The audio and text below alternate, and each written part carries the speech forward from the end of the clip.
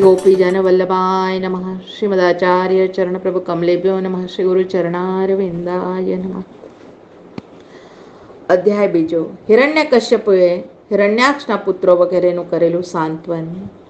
નારદવાચ ભ્રાત એવં મિનિહતે હરિણા ક્રોડ મૂર્તિના હિરણ્યકશ્યપુ રાજન પર્યંતદ્ર શાત શુચા.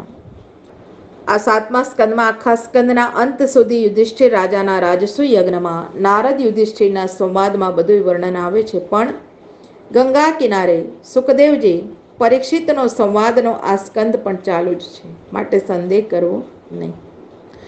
નારદજી કહે છે, યુધિષ્ઠિર રાજા, હિરણ્યકશ્યપનો મોટો ભાઈ હિરણ્યાક્ષ, એને વરાહમૂર્તિ સ્વરૂપ પ્રભુએ લઈ એનો વધ કર્યો.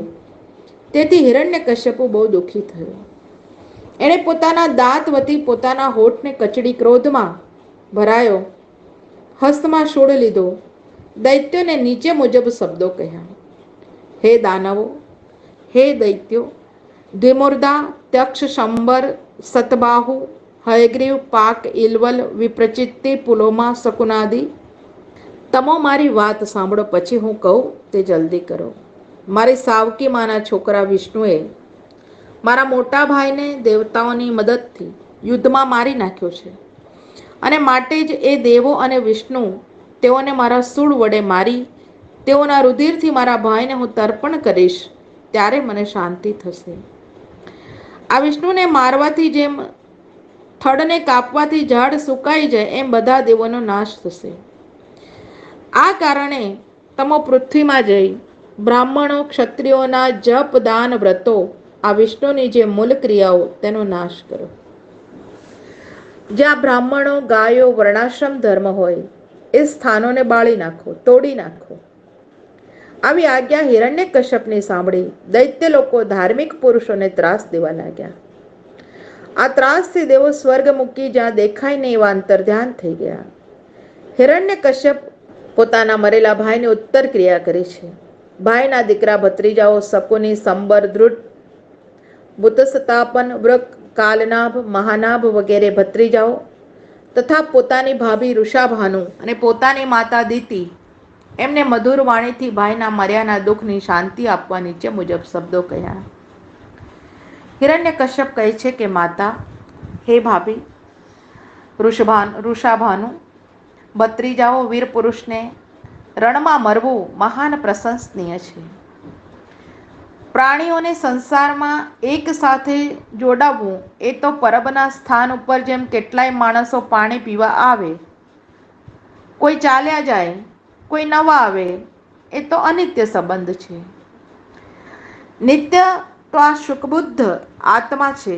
જેવી રીતે નદીનું પાણી પ્રવાહમાં ચાલતું હોય, એનો પડછાયો પડવાથી કાંઠાના ઝાડ પણ ચાલતા હોય એવું દેખાય. જેમ આંખમાં ચક્કર આવતા હોય તો પૃથ્વી પણ ચક્કર ખાતી હોય એમ દેખાય. આવા પ્રકારે આ જીવાત્મા દેહની સાથે સંબંધ જોડાવી અવિવેક લીધે સંસારના સંજોગ અને વિજોગને માને છે. આ ઠેકાણે એક પુરાતન ઇતિહાસ, યમરાજ અને મરેલા રાજાની સ્ત્રી, એના સંવાદને હું તમારી આગળ કહું છું.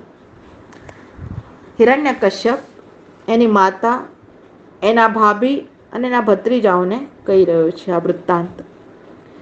ઉશીનાર નામના દેશમાં સુયજ્ઞ નામના રાજા થયા. એ રાજાને શત્રુએ યુદ્ધમાં મારી નાખ્યો. તેમના શરીરના કવચ બધાય તૂટી ગયા, રુધિરથી બધું શરીર તરબોળ બન્યું, અને આવા યુદ્ધમાં પોતાના પતિને મરેલા જોઈ એની સ્ત્રી હાહાકાર શબ્દ કરી રુદન કરતા શબ્દો બોલી, હે નાથ, હવે અમે કોના શરણે જઈશું?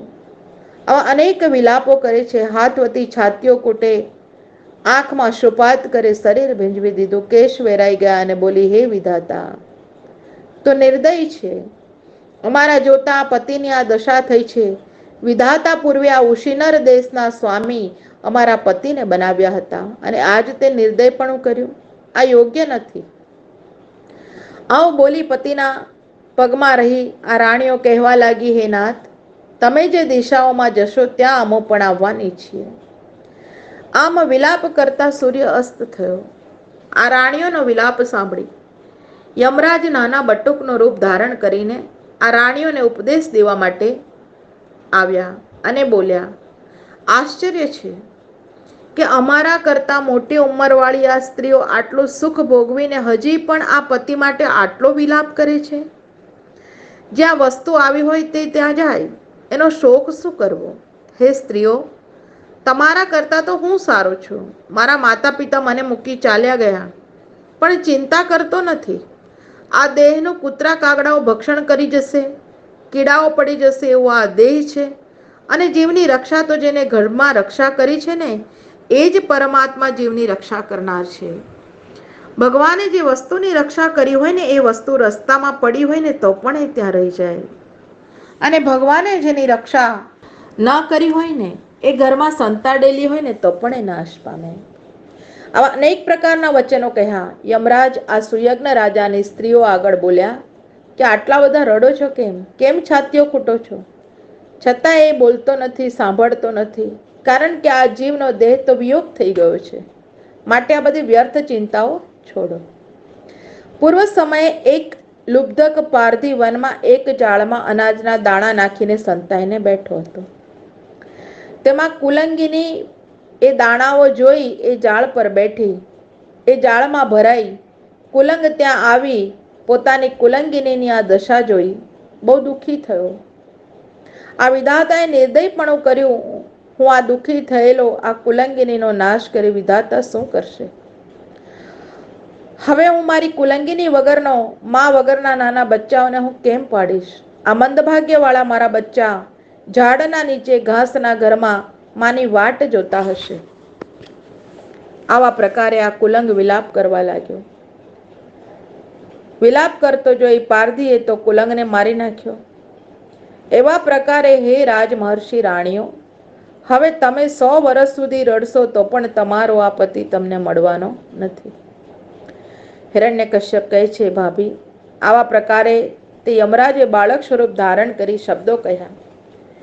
એ વખતે સુયજ્ઞના સંબંધીઓએ આ સંસારને અનિત્ય માની લીધો અને યમરાજ અંતર્ધ્યાન થઈ ગયા કે તમે વૃથા ચિંતા કરશો નહીં. નારદજી આજ્ઞા કરે છે, હે યુધિષ્ઠિર રાજા, આવા હિરણ્યકશ્યપના વચનો સાંભળી એની માતા દિતિ અને ભાભી વૃષાભાનુ આ મરણ શોકને છોડી આત્માના ચિંતવનમાં લાગ્યા. હિરણ્યકશ્યપુ વૈકુંઠમાં શ્રાપના લીધે કેવલ દેહથી રાક્ષસ હતો, પણ એનો આત્મા દૈવી હતો. એનું પ્રમાણ માતા અને ભાભીને ઉપદેશ આપ્યો એમાં પ્રત્યક્ષ દેખાઈ આવે છે. પણ જેમ દારૂ ભરવાનો ઘડો હોય ને એમાં અંદર ગંગાજળ ભરેલું હોય તો ઘડો દારૂ ભરવાનો કહેવાય, પણ અંદરનું પાણી ગંગાજળ નામથી જ બોલાય. પણ એ ગંગાજળના મહાત્મ્યથી પીવાના કામમાં નથી આવતું, કારણ એ ગંગાજળને પવિત્ર હોવા છતાં એને દારૂના ઘડાનો સંબંધ થયો, એને દુસંગ થયો. આ દ્રષ્ટાંતથી એનો દેહ અસુર હતો પણ આત્મા દૈવી હતો. એ આત્મા થોડા વખત માટે અસુર દેહ ધારણ કર્યો, ધર્મથી વિરુદ્ધ વર્તનમાં આત્મા જોડાયો. યમરાજાએ સૂર્યજ્ઞ રાજાની સ્ત્રીને કુલિંગ પક્ષીનું દ્રષ્ટાંત દઈ બોધ આપ્યો. એનો નીચે મુજબ તત્વ છે. આપણે સંસારમાં એક ઘરની અંદર સ્ત્રી, પુત્ર, બાપ, ભાઈ, બંધુ સર્વ જોડાયા છે.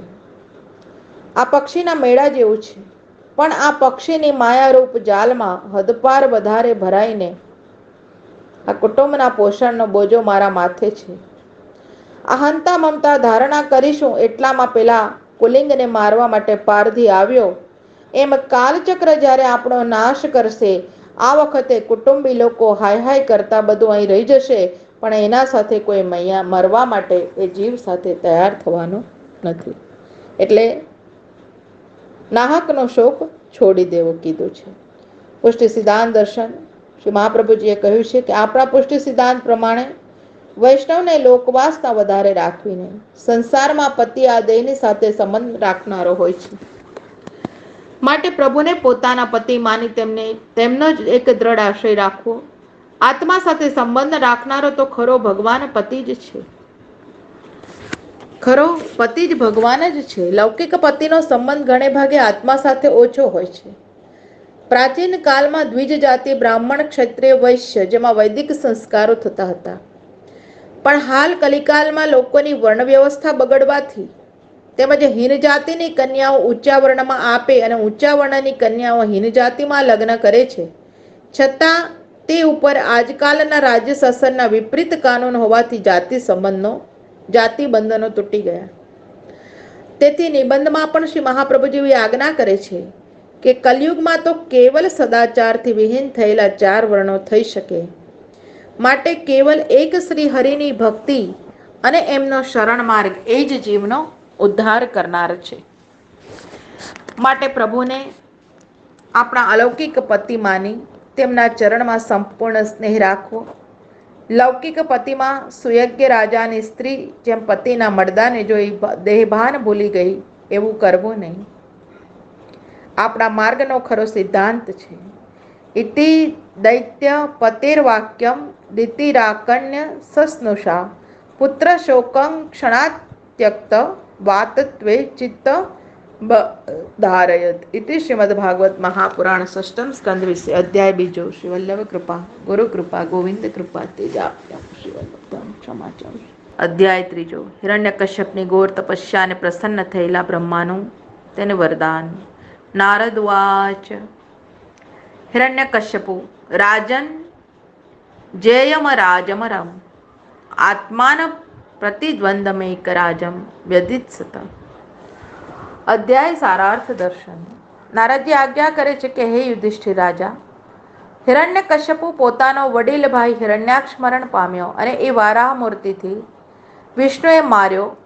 એનો વિષ્ણુ સાથે તેમજ દેવો સાથે બદલો વાળવા મંદરાચલ પર્વત પર જઈ હસ્ત ઊંચા કરી પોતાની દ્રષ્ટિને આકાશમાં જોડી પગના અંગુષ્ઠથી પૃથ્વીને દાબી ઘોર તપ કરવાથી જાણે પ્રલયના સૂર્યના કિરણો હોય એવી એની કાંતિ દેખાવા લાગી. એના મસ્તિષ્કની અંદરથી અગ્નિવાળો ધુમાડો ઉત્પન્ન થવા લાગ્યો અને આ તપથી મનુષ્ય, પશુ પક્ષીઓ, દેવો અત્યંત દુઃખી થવા લાગ્યા. સમુદ્ર સહિત નદીઓ ચલાયમાન થઈ ગઈ. પૃથ્વીમાં ભૂકંપો આવવા લાગ્યા. નક્ષત્રો ઉપરથી નીચે પડવા લાગ્યા. દિશાઓ બળવા લાગી. આથી દુઃખી થયેલા સ્વર્ગના દેવતા બ્રહ્મલોકમાં ગયા અને બ્રહ્મલોકમાં ગયા પછી બ્રહ્મા આગળ પોતાના દુઃખનું કારણ બધું વર્ણન કર્યું. આ દૈત્યના તપથી અમે સ્વર્ગમાં રહેવાને સમર્થ નથી, માટે એનો તપ શાંત થાય એવો યોગ્ય રસ્તો કરો. આપની ઉત્પન્ન કરેલી સૃષ્ટિ જેટલે સુધી નાશ ન પામે એ પહેલા આ ઉત્પાતને શાંતિ કરો. આવું ઉગ્ર તપ કરી એની શું ઈચ્છા છે એ આપની જાણમાં નથી. જે આપના બ્રહ્મલોક અને મનુષ્યલોક એ બધે ઠેકાણે શાંતિ થાય એવો રસ્તો કરો. આ દેવોના વચનો શ્રવણ કરી ભૃગુ ઋષિ અને દક્ષ વગેરે સાથે લઈ હિરણ્યકશ્યપુને દર્શન દેવા ગયા. પણ હિરણ્યકશ્યપુ તો સૂકા ઘાસના ભોંયમાં રાફડા પડેલા તેમજ એના શરીર ઉપર કીડીઓ વળગી હતી. રુધિર માંસથી હીન જેમ વાદળોથી સૂર્ય વાદળોથી ઢંકાઈ ગયો હોય એવો નિશ્ચિત થયેલો હિરણ્યકશ્યપને જોઈ હંસ પર બેઠેલા બ્રહ્મા નીચે મુજબ બોલ્યા, હે કશ્યપ ઋષિના પુત્ર, તારું કલ્યાણ થાવ, ઊભો થઈ જા. તારી ઈચ્છા મુજબ વરદાન આપવા હું હાજર થયો છું. તારા અદ્ભુત તપને મેં જોયું. ડાંસ, માખીઓ અને કીડીઓ વગેરે જીવડાઓથી ઘેરાયેલો તારા હાડપિંજરમાં પ્રાણવાયુએ નિવાસ કર્યો છે. તારા જેવું તપ પૂર્વે કોઈએ કરેલું નથી, કોઈ કરવાનું નથી. વગર પાણીએ આટલા સેંકડો વર્ષ સુધી કોણ પ્રાણ ધારણ કરી શકે? હે દિતિના પુત્ર, તે આ ઘોર તપથી મને વશ કર્યો છે. કારણ મૃત્યુલોકમાં રહેનારા પ્રાણીને દેવનું દર્શન ફલ આપ્યા વિના રહેતું નથી. માટે હે દાનવ શ્રેષ્ઠ, જોઈએ તે માંગ. આમ બ્રહ્મા બોલી કીડીઓથી ખવાયેલું એનું શરીર એ ઉપર કમંડલનું જલ બ્રહ્માએ છિટક્યું અને આ જલ છિડકવા માત્રથી જ શરીર માંસ રુધિર વાળું ભરાઈ ગયું. બધા અવયવો સુંદર બની ગયા. વજ્ર શરીર વાળો નવયુવાન આ રાફડામાંથી સુવર્ણની જેવી કાંતિવાળો હિરણ્યકશ્યપ બહાર નીકળ્યો છે. અને આકાશ માર્ગમાં અદ્ધર રહેલા હંસ પર બેઠેલા બ્રહ્માના દર્શન કર્યા, હસ્ત જોડ્યા અને હરખથી રૂવાડા ઊભા થતા ગદગદ વાણીથી નીચે મુજબ બોલ્યો, કલ્પના અંતમાં આખું જગત અંધકારથી વ્યાપ્ત હતું. એ વેળામાં આ પવિત્ર ગુણની મૂર્તિ ધારણ કરી જગતની ઉત્પત્તિ સ્થિતિ અને સંહાર કરવાવાળા સત્વરજ અને તમની મૂર્તિ પરબ્રહ્મ તમને હું નમસ્કાર કરું છું. જગતના આદિ બીજ રૂપ જ્ઞાન વિજ્ઞાનની મૂર્તિ આપને નમસ્કાર કરું છું. આવા અનેક પ્રકારથી હિરણ્યકશ્યપે બ્રહ્માને સ્તુતિ કરી છે.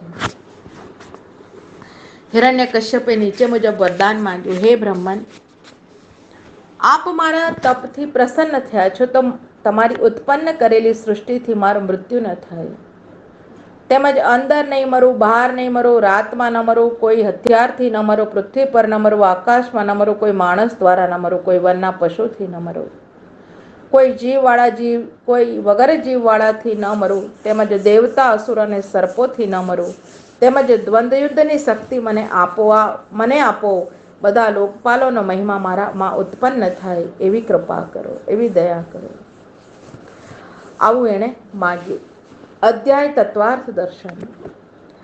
બુદ્ધિમાન મનુષ્યનો એ કર્તવ્ય છે કે કોઈ આપણો શત્રુ મહાન પ્રબળ હોય તો એની સાથે યુદ્ધ કરવું હોય તો એવી શક્તિ મેળવ્યા વગર કોઈ પણ દિવસ સામા પડવું નહીં તો ઉલટો માર ખાઈને આબરૂ બગાડી ઘરે આવવું પડે. આ વાત દરેક મનુષ્યએ બુદ્ધિથી વિચાર કરી આગળ પગલાં મૂકવા. તેથી હિરણ્યકશ્યપે વિષ્ણુનું બલ પોતાના કરતા વધુ પ્રબળ જાણી મને કોઈ ન જીતી શકે આવું વરદાન મેળવ્યું, અને એમાં બહાર પ્રગટરૂપ દેખાતી ઘટનાઓથી પણ મૃત્યુ ન થાય, તેમજ દિવસ રાતથી પણ ન મરવું, ઉપર નીચે પણ ન મરવું, આવી બધી પોતાની બુદ્ધિ પ્રમાણે હિરણ્યકશ્યપે પોતાની કાયા અમર બની જાય આવી માંગણી કરી. પણ દુનિયામાં કહેવત કહેવાય છે ને કે ભણ્યો ભૂલે, જે પોતાની બુદ્ધિનો અભિમાન વધારે રાખતો હોય એની બુદ્ધિ અમુક સમયે ઈશ્વર ઈચ્છાથી ભોટ થઈ જાય. સાચી વાત છે. એટલે ભોટ બનીને જ ઠાકોરજી પાસે રહ્યું. માટે હિરણ્યકશ્યપ પર લખેલી બધી સ્થિતિમાં હું ન મરું એવી બુદ્ધિ એણે રાખી. મારી અમર કાયા થઈ જાય, પરમાત્મા મારે આધીન થાય, આવું એને વરદાન માંગ્યું. તો ભગવાનને પણ એને મારતા જરા રસ્તો ખોળવા ઊંડા વિચારમાં પડવું પડે, પણ વધારે ડાપણ ડોળવા ગયો એનું આ પરિણામ છે. તેથી હાલ પણ બુદ્ધિમાન લોકોની સભામાં તેમજ સરકારી ન્યાયાલયોમાં વકીલ ઓફિસરોના સામે જે બોલે એ લાંબુ ન બોલતા એક ખાસ મુદ્દો હોય એટલું જ ઓફિસરને ધ્યાનમાં રહી શકે એવું જ બોલે છે. તેમજ ધાર્મિક પુરુષોને કોઈ પણ વખત તપ કરવું હોય તો કોઈ લૌકિક ઈર્ષા વાસના એક શત્રુથી વિજય મેળવવાથી ઈચ્છાથી એનું તપ કરવું નહીં તો એ વિઘ્નરૂપ બની જાય છે. બ્રહ્માએ હિરણ્યકશ્યપને વરદાન તો આપ્યું, પણ એ સંબંધી એની ચિંતા રહી. તે આ ચોથા અધ્યાયમાં વર્ણન આવશે આગળ. આપણા પુષ્ટિમાર્ગના સિદ્ધાંત પ્રમાણે કાયાને કષ્ટ દઈ આપણા તપથી બીજા લોકોને કષ્ટ પહોંચે એવું તપ કદી કરવું નહીં. પુષ્ટિમાર્ગનો તપ આ પ્રમાણે છે. વગર વિચારે વાણી અસત્ય ન બોલવી, લોકવાતોમાં જીભને ન લગાડવી, દેહને લૌકિકના સુંદર ભોગ વિલાસની અંદર ન લગાડી પ્રભુની સેવા પરોપકારમાં દેહ ઇન્દ્રિયોને જોડવા અને પોતાના આત્મામાં ક્લેશથી તાપ કરવો તે જ તપ છે. પ્રભુના માટે તાપ કરવો, એ તાપમાં પ્રભુ માટે લાગણી ધરાવી, પ્રભુને વિરહતાપથી વિનંતી કરવી કે હે પ્રભુ, આ દાસને આપના ચરણની લીલાની પ્રાપ્તિ ક્યારે કરાવશો પ્રભુ. આ બાબતમાં કવિ સમ્રાટ દયારામભાઈએ નિશ્ચયના મહેલમાં વસે મારો વાલો આ પદની એક કડીમાં લખ્યું છે કે વિરહ તાપ પોળિયાને મળી મોહલે પેસજો રે, સેવા શેડી ચડી ભેળા થાજો રે, દિનતા પાત્રમાં મનમણી મૂકીને ભેટ ભગવંતજીને કરજો રે, હું ભાવ તું ભાવને ઓછાવર કરીને રે, શ્રી ગિરધરવરને વરજો રે, શ્રી ગિરવરધર તમે વરજો રે, નિશ્ચય મહેલમાં વસે મારો વાલમો, નિશ્ચયના મહેલમાં વસે મારો વાલો. આ પદ પ્રચલિત હોવાથી વધુ વિસ્તાર અહીંયા લખ્યો નથી.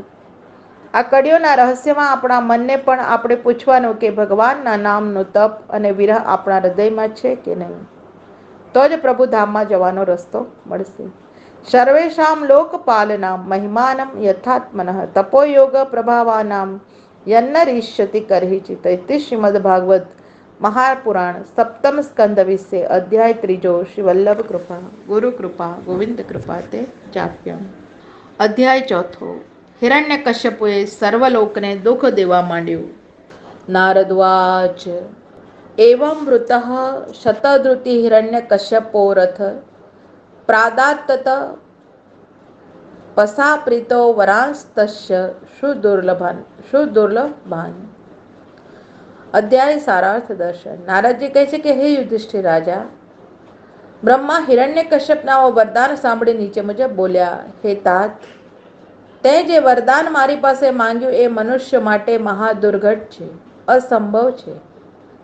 તથાપિ તને આપું છું. આમ તથાસ્તુ કહી બ્રહ્મા ચાલ્યા ગયા. અને એ વખતે બ્રહ્માના વરદાનથી સુવર્ણ જેવા દેહવાળો પોતાના ભાઈને મારનાર વિષ્ણુનો બદલો વાળવા વિષ્ણુ સાથે વૈર કરવા લાગ્યો.